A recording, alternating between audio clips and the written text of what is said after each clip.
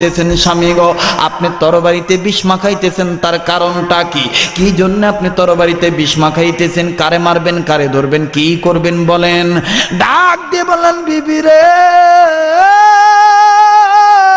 জানবার যেহেতু তোমার ইচ্ছা জেগেছে, শুনিয়া লও আমার বাপদাদা ধর্মের মুখে চুনকালি মাখায় দিয়েছে মোহাম্মদ।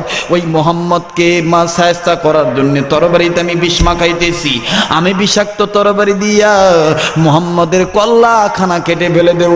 আবু জাহেল বলেছে, মোহাম্মদের কল্লা কাটতে পারলে আমাকে লাল উট উপহার দেবে। তবে রে বিবি, শুনিয়া রাখো, এই বিষযুক্ত তরবারিটা বিষ মাখা আমি তাকিয়ার উপর রেখে দেব। সারা রাত তরবারিতে বিষ মিশে যাবে। সকালবেলা সূর্য যখন উঠে যাবে, আমি প্রকাশ্যে দিবালোকে মুহাম্মদের কল্লা কাটার জন্য রওনা দেব। চিৎকার দিয়ে বলেন নাউজুবিল্লাহ। এ বাজান,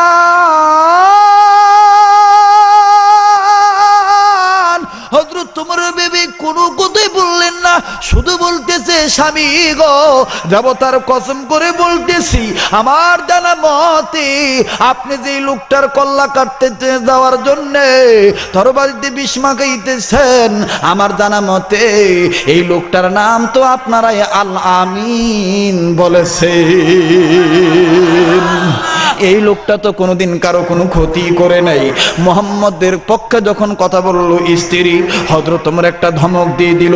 আমার বন্ধুগণ, আমার বাইরে রে, অনেক লম্বা কথা সংক্ষেপ করে দিলাম। এবার হযরত ওমর তরবারিতে বিষ মাখাইয়া স্ত্রীকে বলল, স্ত্রী ঘরের তাকিয়ার উপর রেখে দাও, আমি সারা রাত আরামে ঘুমাবো, সকাল হইলে আমি যাব।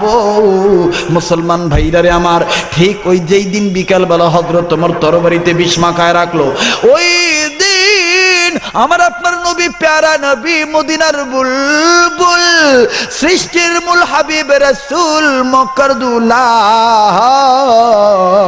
দুটি হাত আসমানের দিকে উঁচু করলেন কাবলামুখী হইয়া, আল্লাহর কাছে ডাক দিয়ে বলতেছেন, আল্লাহ,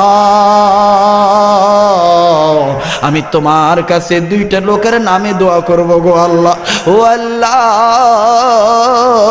আমি নবীর মন বলে দেয়, আপনি যদি দুইটা লোকের যে কোনো একটা লোককে ইসলামের জন্য কবুল করেন, দ্বীনের জন্য কবুল করেন, হকের জন্য কবুল করেন, আমি নবীর মন সাক্ষী দিতেছি, আমি নবীর জন্য ইসলাম প্রচার করা সহজ হয়ে যাবে।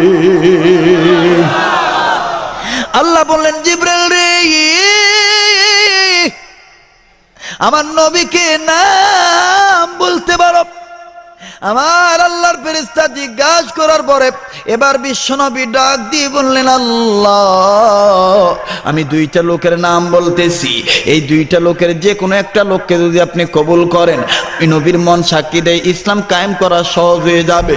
আল্লাহ পাকের বিশ্বনবী, আল্লাহ পাকের নবী, আমাদের নবী বিশ্বনবী জনাবে মুহাম্মদ রাসূলুল্লাহ সাল্লাল্লাহু আলাইহি